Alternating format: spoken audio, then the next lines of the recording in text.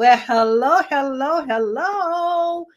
Listen, this is Maxine Pearl Phillips McCoy, your show host for this evening on the Life Strategy Show. I am so excited to be back here again this week to share with you some platinum nuggets. Remember, they're all platinum nuggets that we drop here.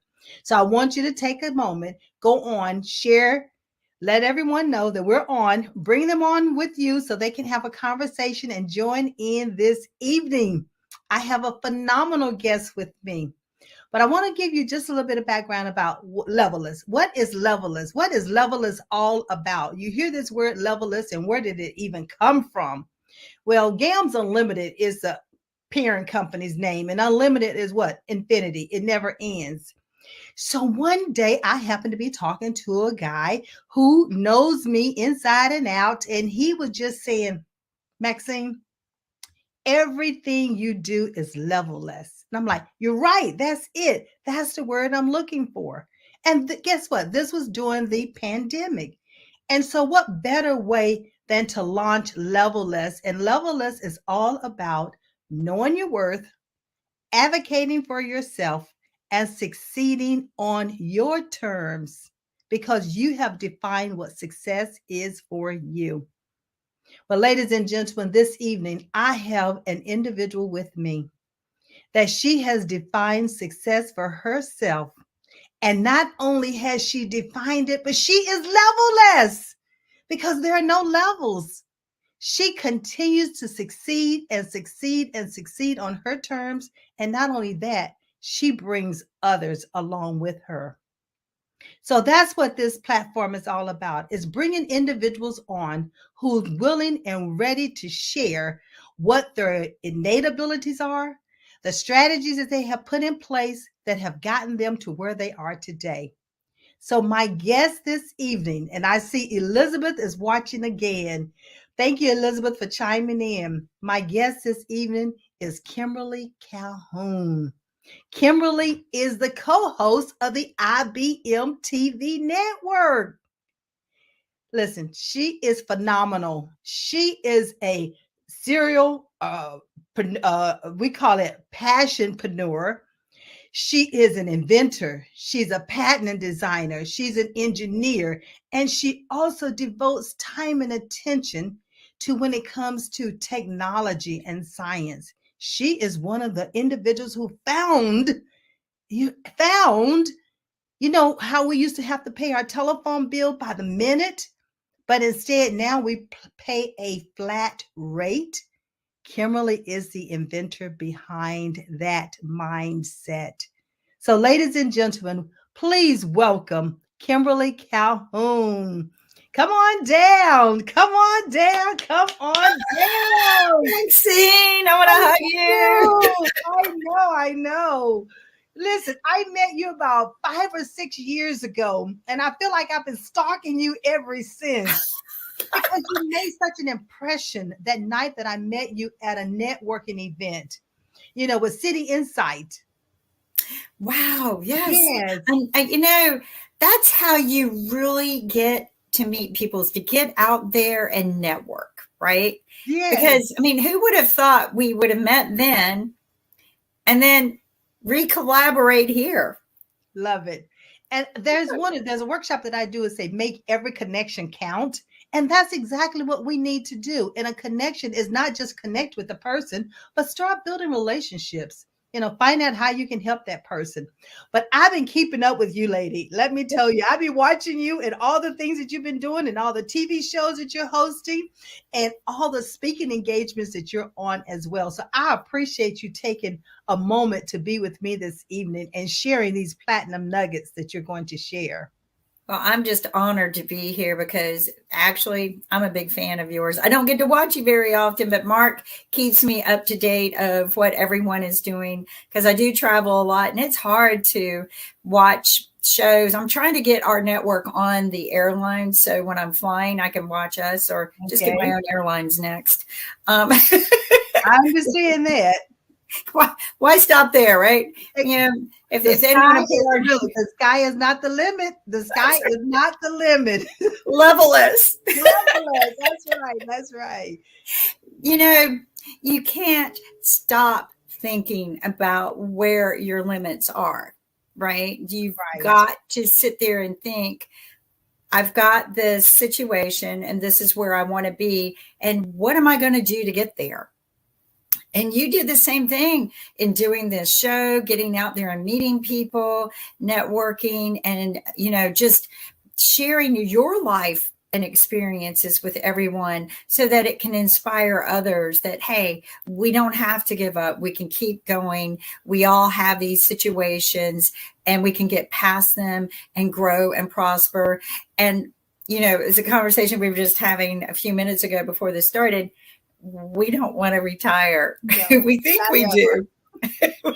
We don't. I You know. know, so when you set your goals, don't even put retire in there. No, and the thing about it is that I do work with post retirees and then retirees, because when they're thinking about it, retiring, Kimberly, I'm like, well, what are you going to do? What you going to do after you retire? I'm like, why do I want to do anything? That's why I'm retiring. I'm like, no, you still have a purpose. I'm sure you have some passions and I'm sure that you can mentor other people. So I don't even let the individuals that I'm coaching retire either. They just don't realize it. They just keep working and working and working. But they're working in the area that they're passionate about. And I love the fact that on your LinkedIn profile, it states that, that's one of the things you do talk about, life and passion and purpose. I'm like, yeah, that's my lady. That's my lady. See, those are the kind of people I enjoy following because when you understand who you are from your core and you're passionate about it, wow, you just keep going and going and going. So tell me, or help me to understand, when did you discover that you had this passion for engineering? Oh, I'm going to have to be a little honest here. I loved numbers. I was a bookkeeper through high school, and numbers made sense to me. But truly, I was chasing a boy. I love it. I love it. I love it. He encouraged me to go to college. I didn't think that I had the financial ability, but he, showed me the way. And he was studying engineering. And when I graduated we met when I was in high school. And when I graduated from high school, I saw this article in the newspaper about people who graduate from college and their earnings. Ooh, okay. And I was looking at this because, everybody was pushing me to be, accounting because I was doing bookkeeping through high school. And I looked at this really strange number, and it was what they were earning when they got out of college. And accountants, made pretty good money, probably around $40,000 a year. Engineers, $60,000 to $80,000 a year. Now we go to school for the same amount of time, Right. invest the same amount of money. And it was all numbers to me. I used to read his books, right? So I told him, I said, you know what? I'm going to go into engineering. And he encouraged me. He helped me. He helped me go buy my books, register. So I was chasing a boy. It was passion for the boy. Hey, passion was in there, right? But the thing about it, although it was a boy that you were chasing, but look at what you captured. Yes, I know, right? Yeah. But he always encouraged that. I ended up marrying him. So I didn't just I was hoping you were going to get to that part. That's another. When I say capture, look at what you captured. Not only did you capture him and his heart, but look at all the other abilities and accolades and achievements. And we'll talk about in just a moment. That is phenomenal. It's when you're with someone that you are comfortable with, you trust, you have a big passion for them as well. And he encouraged so much in me to go and do these things. He never hindered my ability to go out and just be as much as I can be. And I think that was very important because as a woman back in those days, and we're talking, early 80s, that it was still difficult. I was the only female in most of my classes when I first started. And it was just interesting to see this change, right? the engineering field was actually women were starting to come in and starting to work in this industry. And so it was new to them too, right? It was Right. all new to the men as much as it was to the women. But, I'm glad that I did it. Was it challenging? Yes. Was there a lot of disappointments? Yes. Would I have encouraged someone else earlier in my life to do something like that? Sometimes I would say, you know what, go find an easier path because this was really hard. But honestly, I wouldn't change anything. Everything I did, I either it was a good enough challenge that I could succeed and move forward. A learning experience. Always take the gain. Don't take the negative with you, right? A lot of negative is going to happen. But when you walk away from that situation or whatever it is, walk away with the gain and you'll see a different light. So Love it. Love it. Ladies and gentlemen, did you hear that? That was a platinum nugget. Walk away with the gain. Don't take negative baggage. Don't bring negative baggage with you. Leave it in, leave it, leave it, leave it. That's the whole purpose of you moving forward. It's called forward momentum. And that's what, Kimberly is talking about right here. So Kimberly, I know that you have these patents and you have all of these designs and the things that you put in place in the world, not just here, but in the world. So I have a telecommunication background as well. I have over 20, 25, 30 years in telecommunications. I love the fact that you changed the playing field. I love it. A woman changed the playing field in telecommunications. And I'm talking about where we used to be billed for minutes when we talked on the telephone. We used to call it long distance. I think that's the term that we used to use. But you put forth a flat rate. So you changed the playing field. So tell me, how did you even come about that idea? Well, so first off, local wasn't always flat rate either, even though we thought it was, and it was very expensive, and it was very difficult. And I was not aware of this, but it was very difficult for a lot of people just to get a local phone, and that was very disturbing to me. I had spent many, many years developing and building the telecom equipment. I understand it inside and out, upside down, left and right. There's not much I don't know. And what I don't know, I know who to call. Wow. But I was recovering from a very rare surgery in my spine and had to be incapacitated for a while. And my dad liked to challenge me. And he came in and he says, I bet you can't start a telephone company. Now, here I am. I can't even move my arms and legs. And my husband brought home a computer that I controlled with my voice.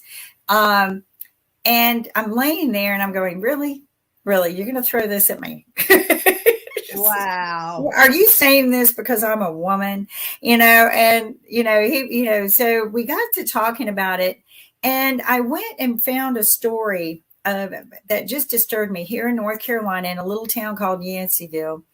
And it was the most horrifying tragedy in that town.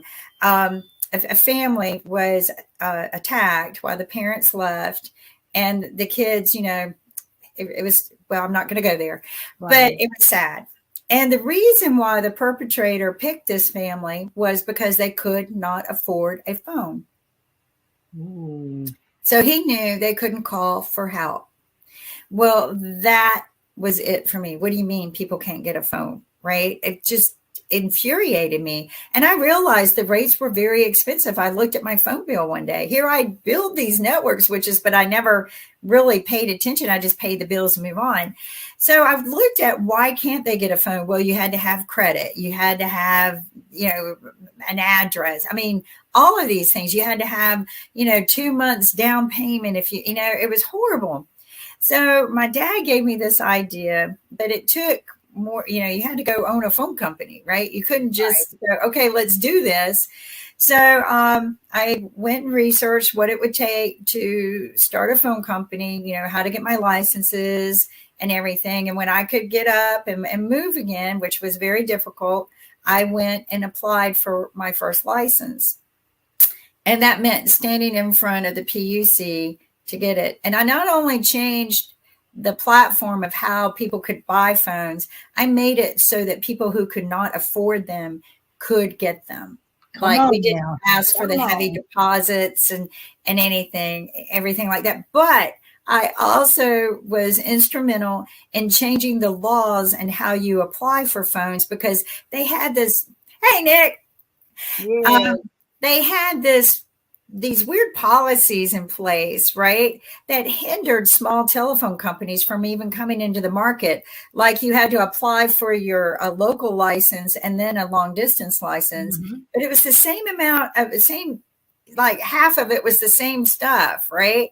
So I asked the PUC just off the top, why can't we merge these two together and apply? And they go, well, that's a pretty smart idea. They never thought of it. Well, here people are applying for their licenses for years and years and years. And then Bell South tried to stop me. They sent all of their attorneys there trying to fight little old me from getting my license. And there were people there other companies trying to get their license that had been trying for a year or so. I just went in. I did my homework. I understood the technology better than the 6 attorneys sitting over there fighting me. And so I knew what questions to ask. I knew how to, say things technically that they didn't understand. I wasn't trying to trick them. I just knew that they wouldn't know it. And I won my licenses in 30 days. Well, 90 days from application. Okay. But they literally came out of their seats, came down and shook my hand, offered me a position at the PUC, because I was bringing out problems with their policies that didn't make sense. And I put Bell South in their place. I'm like, no, you're absolutely wrong. That's not how this works. But nobody had ever done that before because they didn't know. And so we were able to then know that we could get phone service for people who never could afford it before. So, yeah. Talking about pioneer. That's exactly what you did. And I love the fact that you said you did your research. Bing, bing, platinum nugget. Do your research. Then you say you had to stand in front of the PUC, Public Utility Commission. I think, if I'm not mistaken, that's what that stands for. Yep. And so you had to literally stand in front of them to defend what you were presenting to them. Exactly. Loving it. And then afterwards, they walk and shake your hand, because you brought forth an idea. You brought forth a thought that you had been working on, and you brought forth the confidence in order to lay it before them. Hello, everybody. These are platinum nuggets we're putting before you. So this is what it takes as you're moving forward to deliver. A lot of time they say pitch. You might be pitching your business, and that's basically what you were doing.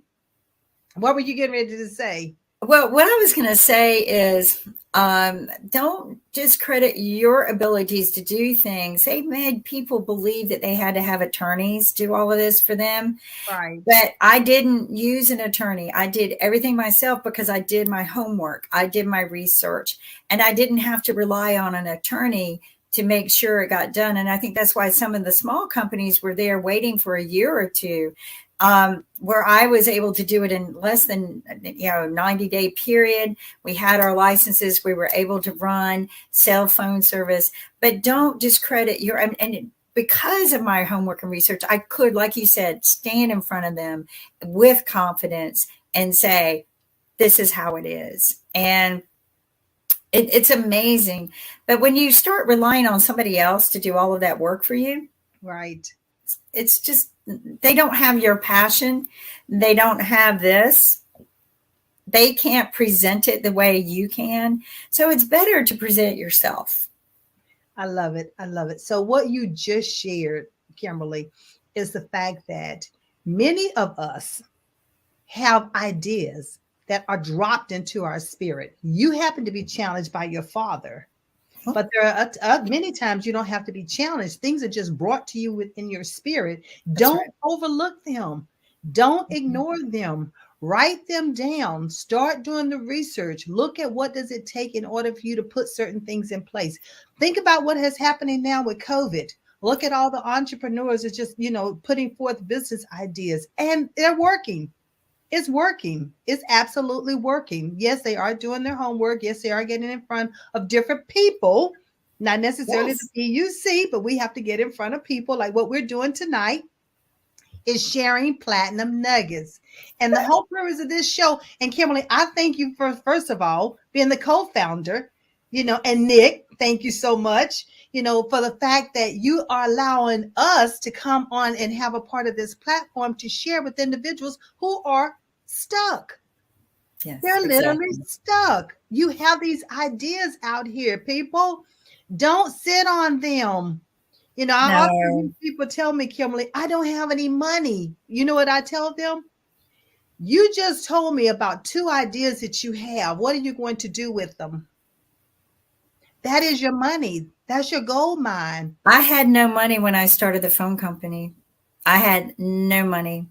I went from the PUC, I got interconnection agreements with every phone company out there so that I can interconnect with them. And I just started word of mouth and selling via small advertising, whatever I could pull together. But we didn't have the money to do this. But over time, as I built the business, and it was hard. Don't think it wasn't. I mean, I had to get creative on how did we, because now I got this company, I got a commitment, we got orders coming in, but we got to be able to send those orders to the telephone company to interconnect. And this whole world had to be established. And so I learned how to do it. Then I trained people how to do it. So I learned everything so that I knew how to, how it was going to have to work, what they were going to have to go through. And then I put together the tools to make their job easier, brought on board some pretty phenomenal people that, stood by us. That was another important thing, was the team. My dad was always there, but he's a very brilliant mind. But you've got to have that team. You got to get in there, but don't worry about the money. All right. I mean, just get your proof of concept going and slowly start building it. Eventually it comes. When the money started coming before long, I could go and raise money to build bigger and better, right? And raised about 134 million. So, I mean, but people, I'm going to tell you, just because I raised 134 million doesn't mean I made 134 million. That's almost like gross and then net. Well, this is what I tell people. When you raise money, that money's already spent. Yeah. All right. That's not money to go in your pocket and go do whatever you want and pay yourself. That money, you tell somebody, this is the use of funds. This is what we're going to do. This is what we're going to build. And eventually you got to pay them back. Yeah. So, I mean, everybody goes, wow, no. That's not how it goes. But it's good to feel and honored to feel that somebody believed in me and my company enough to say, yeah, I'm willing to put that kind of money into you. So, but you got to start small, people. I didn't just, and I put a lot of work. I was like you, Maxine, I'm raising a family, a lot of issues going on, still trying to recover from my surgery and learn how to walk. And I still couldn't use my right arm at the time that I was getting the applications. I still liked the use of my right arm at that time. So it was very challenging just in those aspects alone. But don't make money your only concern. There's nothing more aggravating than when I sit in a Shark Tank or a fun program, and the first words out of the person is all I need is money. Right. Let's try to reword that a little bit, and go from there, because that's not how I raised 134 million. I didn't raise it with that kind of question. In fact, I told the guy, I'm not your kind of investment. I was there for someone else, and I was helping someone else raise money because I knew this, and we weren't really, we had the business plan together for what we wanted to do, but I knew he didn't invest in our kind of stuff. So he goes, Cam, I like what you just pitched here for this guy, and that's great, but I hear you got something. And I go, Yeah, but his attorney goes, but we don't invest in her kind of business. And I go, he's right. And he goes, well, no, I want to hear it. You got 7 minutes. And I asked one question. I just asked one question, and he couldn't answer it, and I answered it for him. And next thing I know, I have the offer letter. So and the thing is, I didn't have my pitch deck with me, right? But what I did have is I had built it.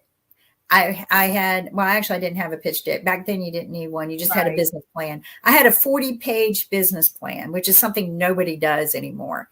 I knew inside and out what we needed to do, where, any troubles could be, I had everything in place, right down to the different manufacturers. I had a backup plan to the backup plan. It was all in 40 pages, and nobody does that anymore. But because I had wrote it, I designed it, I infrastructured it, I was able to do this when he asked questions. I didn't need it in front of me. And so it was amazing that all I did was ask one question. I'm loving it. I'm loving this, right? When you can ask that one question and they cannot answer it, and then you turn around and answer it for them, but not in a way, an authority way, an expert way, but not to shoot them down. Not to shoot them down. It was more of a why not question. Exactly. Right? That's all it was. It was a why not? Why don't you invest in this? And I answered to him why it is the number one industry to him. I answered it for him very simply. And he was so blown away that I was so calm and confident, but I wasn't begging for money. I was not begging for money. What he asked me is how much will it take? And I said, 134 million. Mm-hmm. He didn't bat an eye, but I didn't ask, right? At that point, he was asking me. So there's ways you can do things and pitch things, but I think the problem today is we all watch Shark Tank so much that we're prepared to throw the ask out there before we're prepared to say what the benefit is. And, I think that's the problem with today's industry, right? Is we're not really focused on what we really have and what we're doing. We're in a hurry to do that elevator pitch, which I hate. Don't throw an elevator pitch at me, please. Don't. Yeah. I know that's not who I am. I know they tell me all the time, because I say, well, I'm not a salesperson. They say, well, Maxine, but you're an entrepreneur. As an entrepreneur, you need to be a salesperson. I say, well, I'm not that direct salesperson. I am more about what can I do to help you to get where you're going. And in the meantime, if you want to know what my fees are, here are my fees. There you go. Right. But it's not about, well, here are my fees. No, it's about that conversation, right? Yes. And how can I help you? I was an engineer for a long time and helped build I was one of the lead engineers and helped build the first North Carolina Information Network highway. So it was the first broadband network in the United States. After that, I went into sales because I thought that's where the money is, right? Right. I really wasn't happy there. I was a sales engineer, but I was over 12 states, and then I had government contracts and stuff like this. But I learned a lot in sales, right?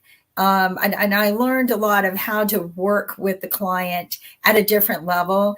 But I was successful in taking $0 territories and turning them into $3 million in a very short period of time. Because I'm going to tell you what, when you're in sales, they crack that whip all the time. Let me tell you. It's numbers. You're talking about you were a numbers person before. You really had to be a numbers person when you're in sales. I hated it. And it's not that I hated the challenge. I hated the desperation. And I think that's the word I was looking for earlier. Don't come across desperate. Know who you are, what you have, and be confident with it. But be confident that if you don't get this door, you'll get another one.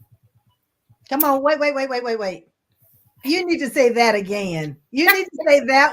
Listen, these are platinum nuggets. Are you all catching them? I mean, I have written about 10 or 15 of them since you just been talking, Kimberly.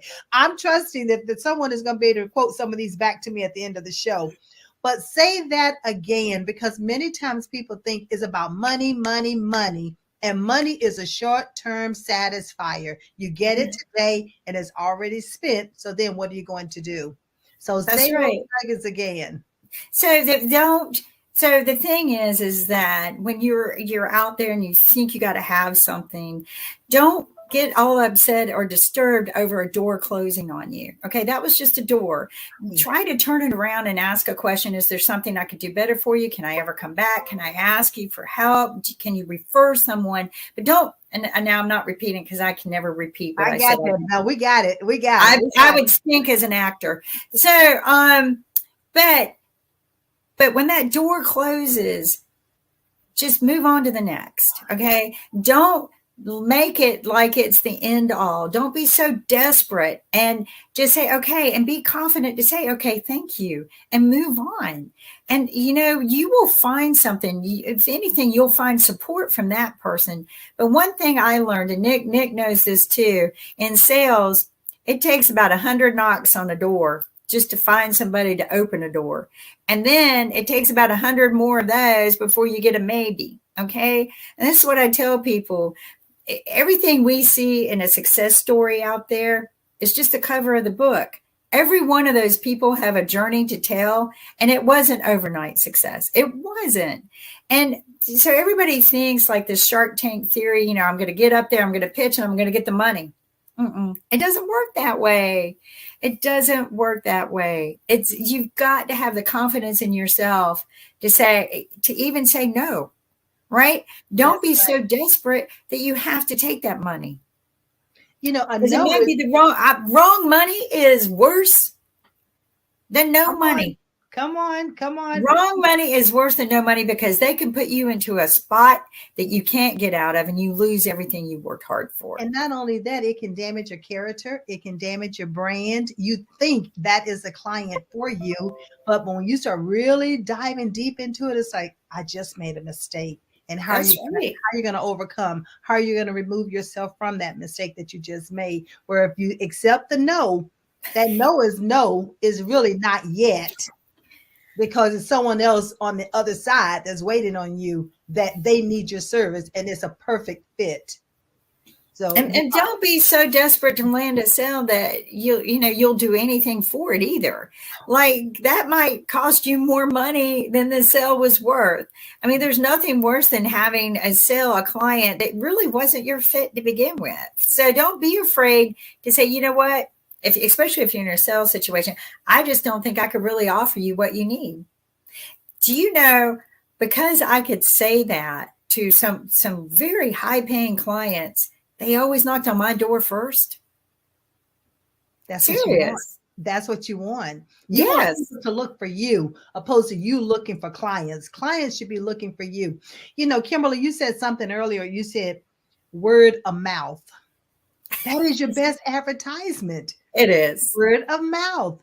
Once you show someone who you are, what you do, and what you're capable of doing, and you're a person of your word with quality. Notice I said that with quality, because some people can be a person of their word, but then they do something. So always have a standard of excellence about whatever it is that you've chosen to do, and keep your word, because your brand is you and you are your brand. So it all goes together. You cannot separate the two. I'm loving this. I am loving this. Word of mouth. I want to kind of weigh a little bit on that, because what you say is very important, right? Keep your word as well. But when you do, and people see that, our return on investment for our advertising, because we would send out small ads at a time, were bigger than what we ever imagined. We were getting back more than 100% return. Yeah. And the reason was because of word of mouth.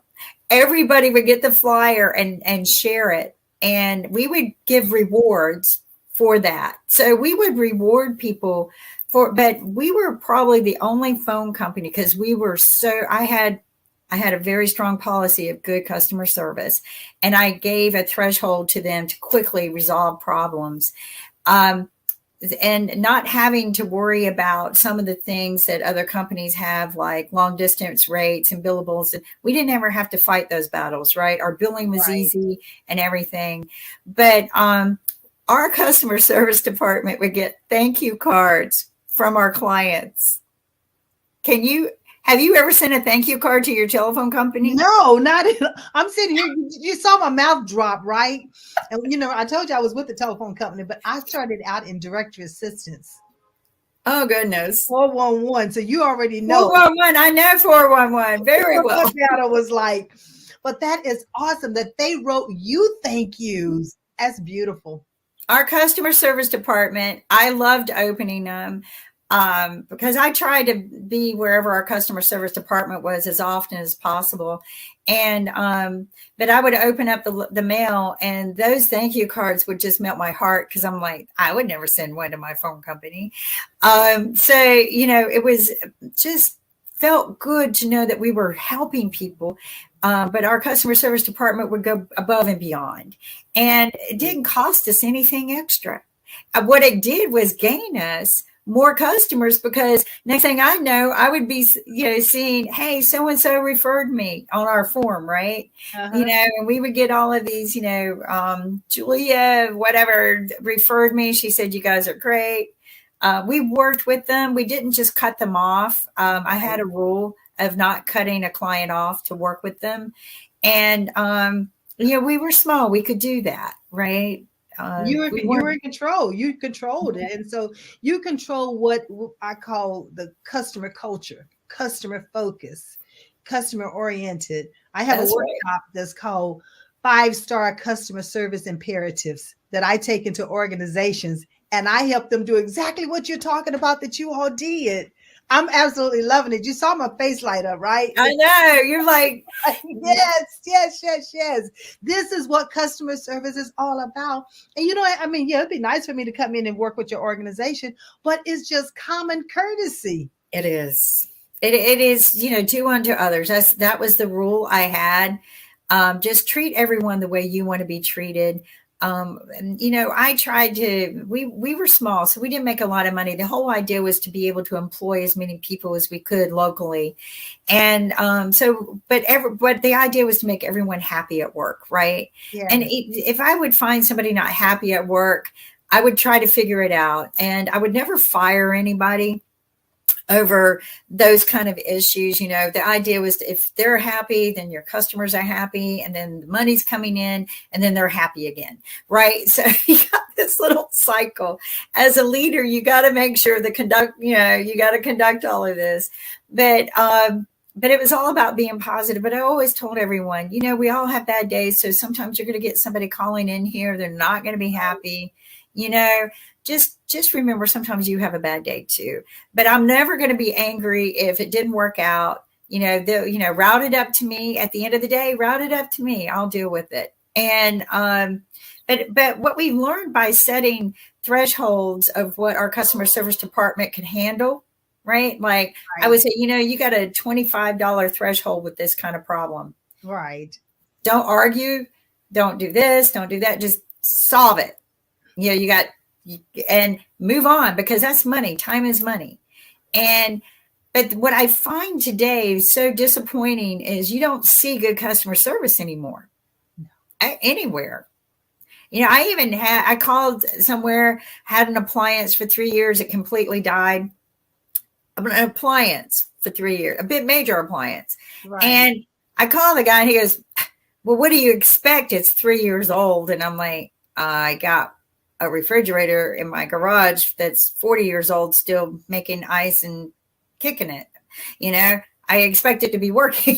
Right, exactly. But to be talked to that way was horrible. I mean, it's bad enough I lost all the food in my new refrigerator, and now I'm being talked down to. I mean, so you don't see this anymore. And, and it's because of that, I won't buy that brand of appliance ever again, ever.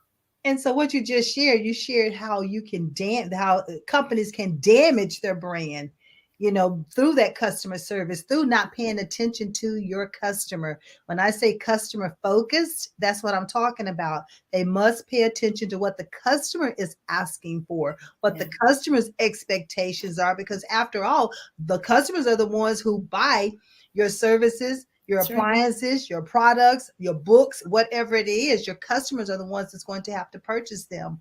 And you talked about knowing how to take, or no, I love the fact that what you said, you empowered your employees. You gave them thresholds in which they can work within, Right. opposed to having to come to you every time and say, "Can I do this?" Or this customer's complaining about this, so that's that. So what I'm hearing you say, put processes in place, put systems in place, empower your employees to make those decisions. So when they encounter these first level or second level complaints, they're able to resolve them right on the spot. Well, Maxine, think about how much money you waste when your customer service is sitting there arguing with someone, or you just lost the deal, or just think about all of those things and how stressless it will be if you just.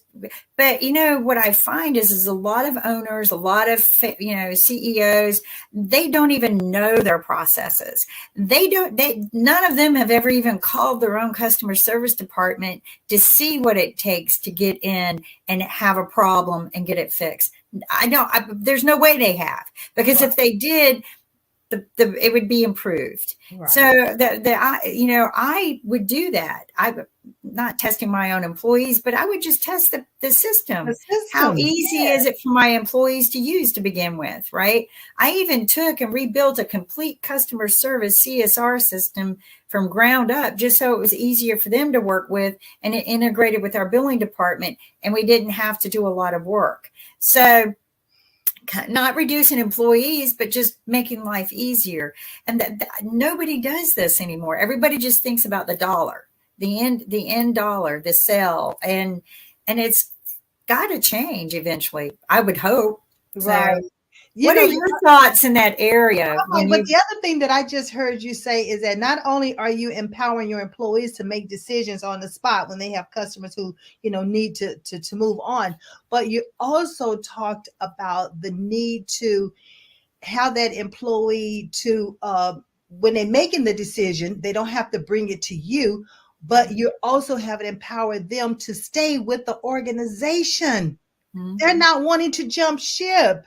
Because what companies and leaders don't understand, they always say an employee does not leave a company, they leave a manager, or they leave the leader. And that is true, because many times the leaders are not paying attention to them. They're not empowering them. They're delegating, and then they're dictating. Well, if you allow an employee to use their empowerment, then you have employees who want to be there with you, and the turnover rate goes down, not up. You're right. And it's the turnover rate that costs you money, not just your turnover rate of employees, because that training employees and everything over and over, it's your credibility, right?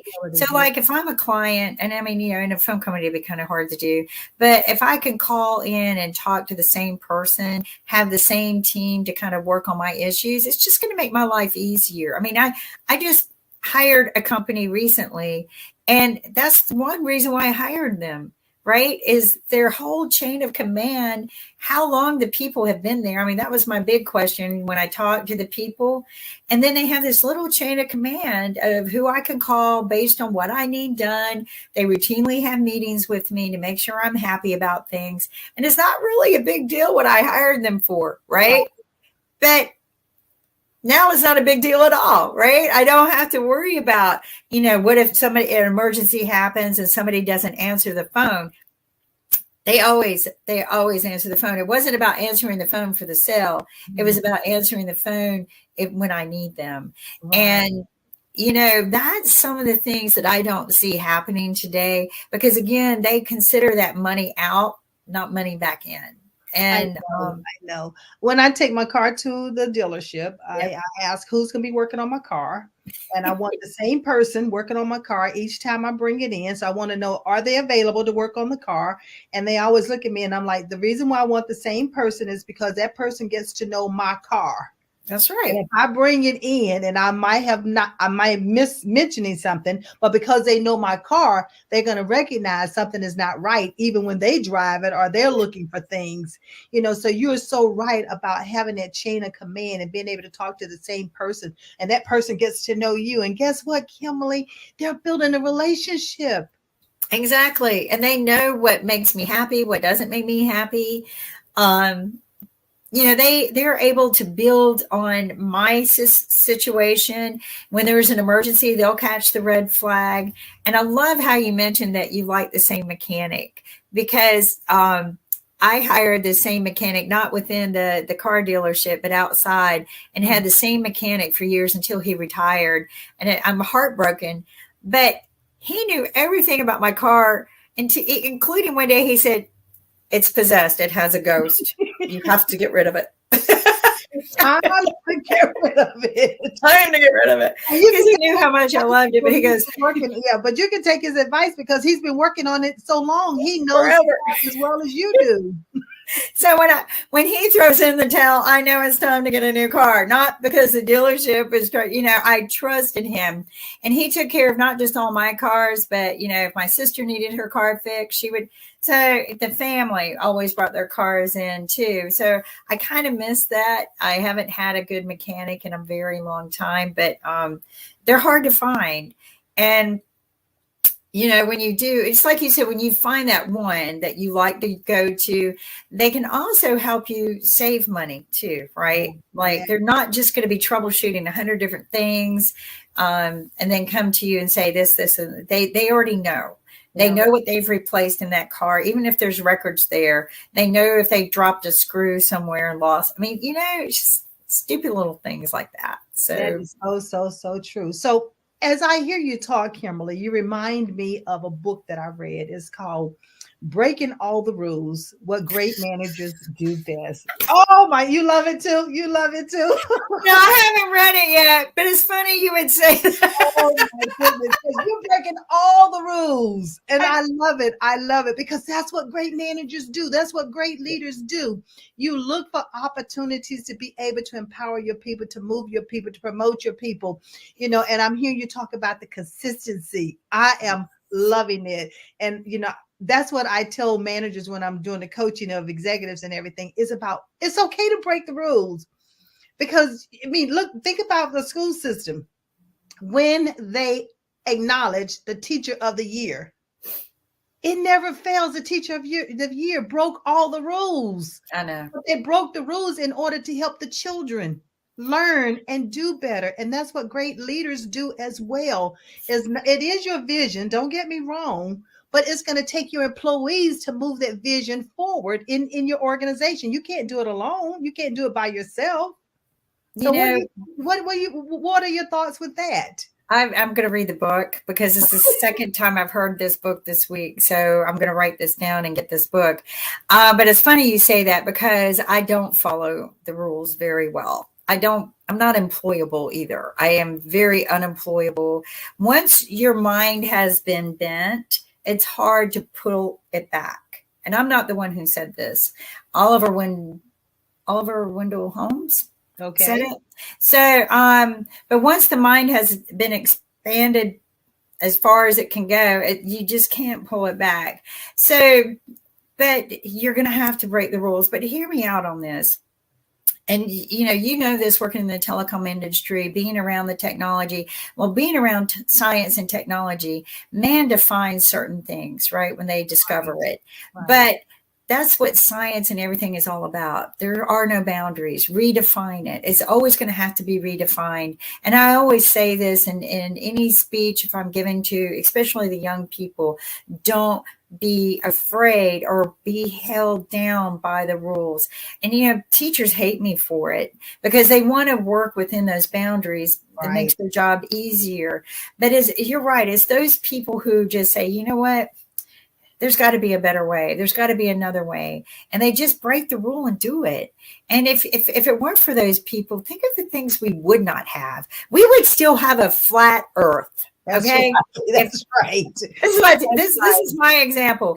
If Christopher Columbus didn't, if he listened to everybody, we would have never found that we have a round earth, but you've got to explore, you've got to go beyond, and you've got to say, why not? Right? Exactly. And why not me? And why not me? Why Thank not you? I love it. Why not me? Right. Yes. Yes, I used to ask that question all the time when my mother used to say, "Well, no, you can't do that." And I'm like, "Well, why not? Why can I not do it? It's being done, so why can't I not do it or make it better?" So I know there was a company called BASF, I think it was, and they say BASF did not create this; they made it better. That's So right. sometimes you don't have to be the founding person of it, but you take the concept and you just keep it moving forward. And that's what Levelist is all about, Kimberly. It's about removing the levels, because the sky is not the limit. Whenever you say leveless, I also think weightless, right? Get rid of all that weight around you. Leveless. There is no boundaries. No boundaries. You just keep going, keep expanding, keep growing. And, but don't forget the two most important things you got to have. And you said this in the beginning: purpose and passion. This is your intellectual property, right? You got to have this. So always feed this and feed this good stuff. Yes. And you got to have this. Without these two things, it's very difficult but you don't give up either. Be persistent. And I think that's one of my favorite speeches from Jimmy Valvano, Coach Valvano, right. Is don't give up. Don't ever give up. Because all too often we just throw in the towel and but it's the persistence, right? So purpose, passion, persistence, all of this leads to prosperity and security. So with you saying that, it's going to lead me into another question. And that question is about our youth, is about our kids, is about our children. So what strategy or what would you say to the parents who are listening as far as what should we be doing that's important to help our youth today? Well, so our youth has such big challenges that we didn't grow up with, right? Right. But they also have so many open doors that we did not have. And I would say allow them to grow, support them, even in things that you don't agree with, just 100%. And don't think they won't. All right. So always think they will. And I say this for a reason. A lot of people disagree with me on this, but don't think that your children won't ever try things. Take the attitude that they will and be prepared to handle it. And don't discipline them over some of these things. Okay. There's enough problems out there. Grow with them, let them learn from their own mistakes. But I think the greatest thing, and my kids not joke about it, they're very serious about it too, is I had one rule. I had a bunch of boys.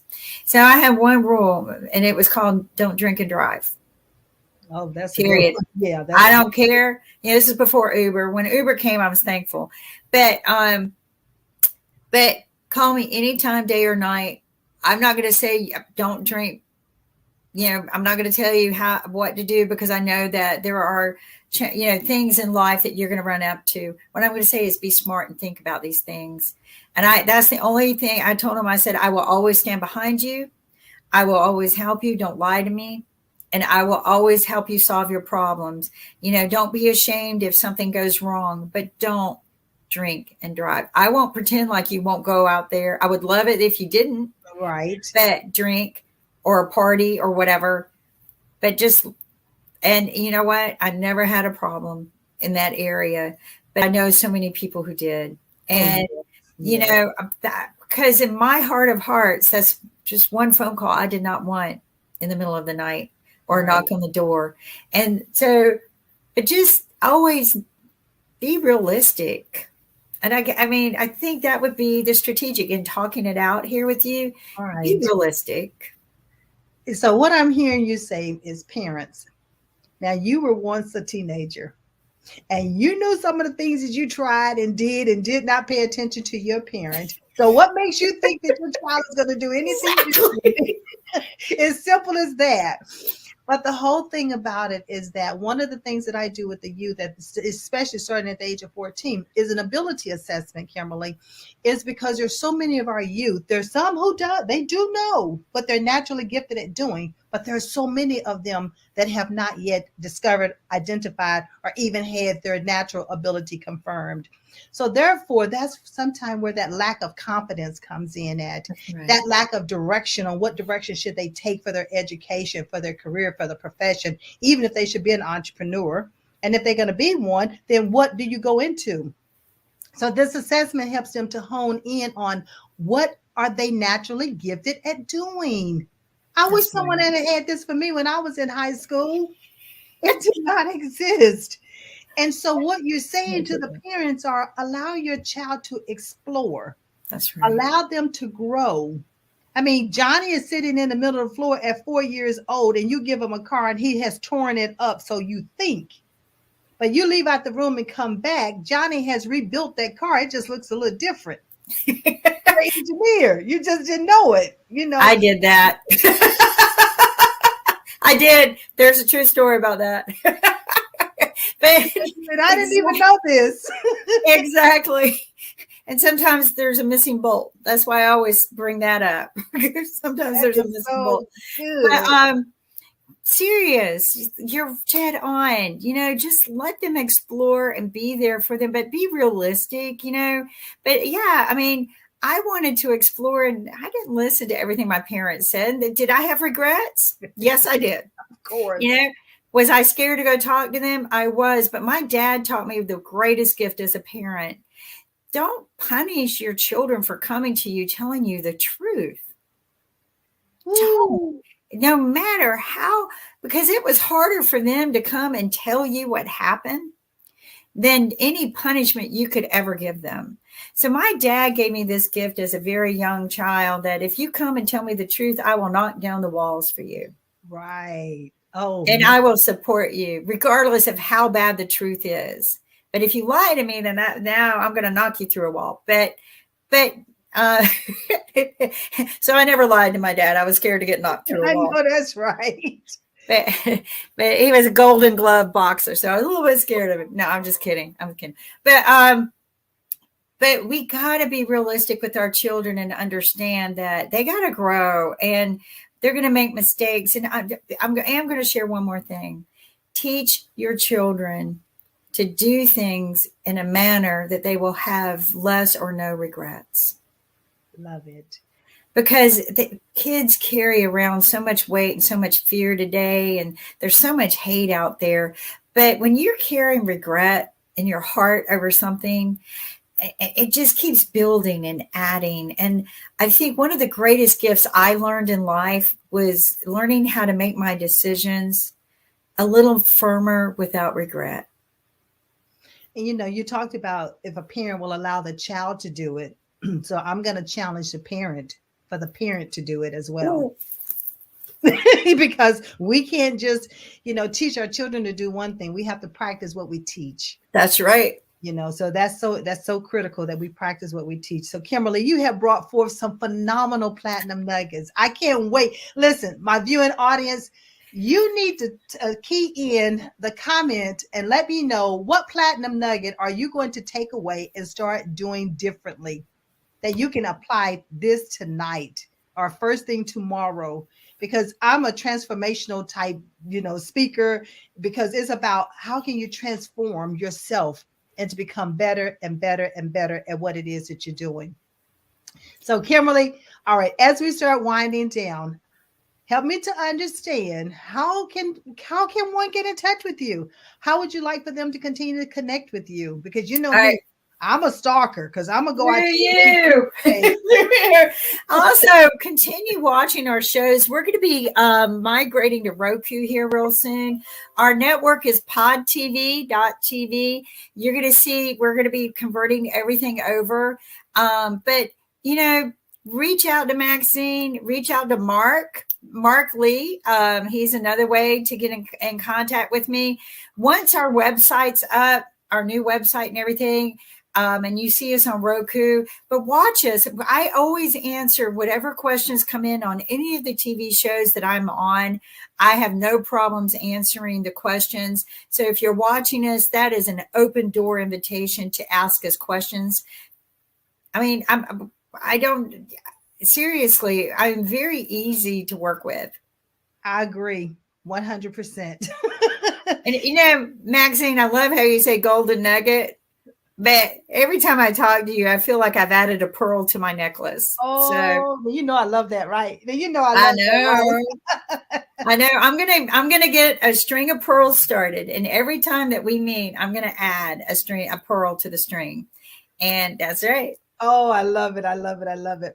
Yes, we have to figure out how we're going to relabel this. We're calling it life strategies right now, but we're going to have to add pearl in there somewhere. For your string of pearls. Yeah. People might not know this, but you know where a pearl comes from, right? The oyster. Right. And they make the oyster when sand irritates it, right? Right. So life is irritating. Mm-hmm. And you need those strategies to get through it. But just like the oyster, we can always make pearls. Oh, yes. Yeah. Oh, yes, yes, yes. I was asked the other day, say, what one word would describe you? And I said tenacity. Because I look at a pearl as that. You have to endure what life is throwing you. And you're right. You get that one piece of sand that's got you moving and cultivating and transforming to become who you've been created to be. And that's that jewel. And so, Kimberly, that's how I view you this evening, that jewel that you are. The gift that you've given to the world, the platinum, the inventors, the telephone, the flat rate opposed to minutes.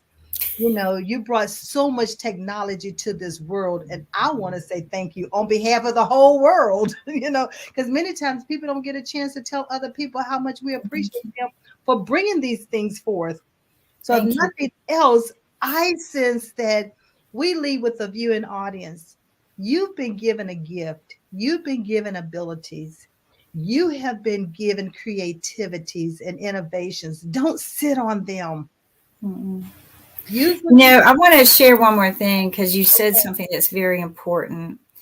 I almost died a few years ago, and the nurse of the doctor who saved me would call me.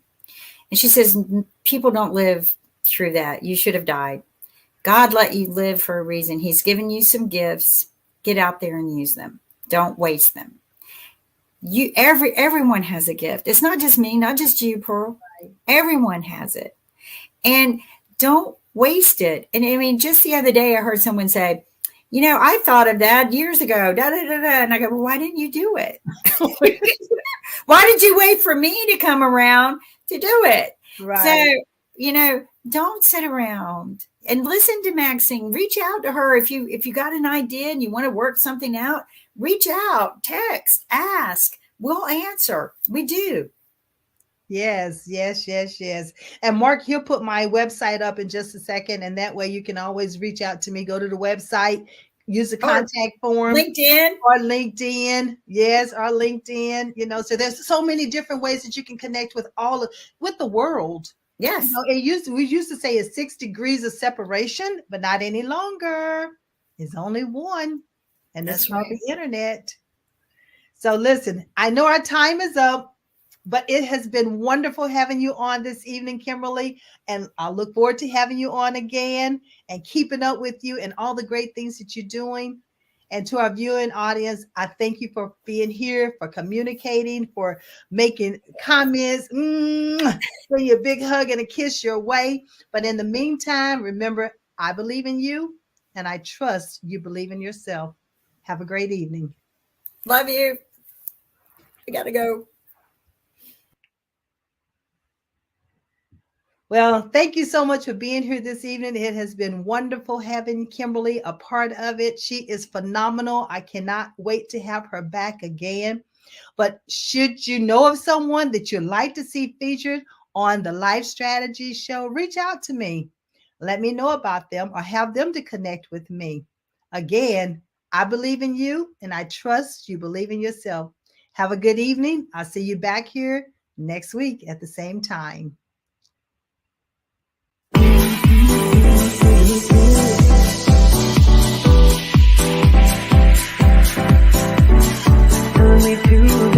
taking a chance.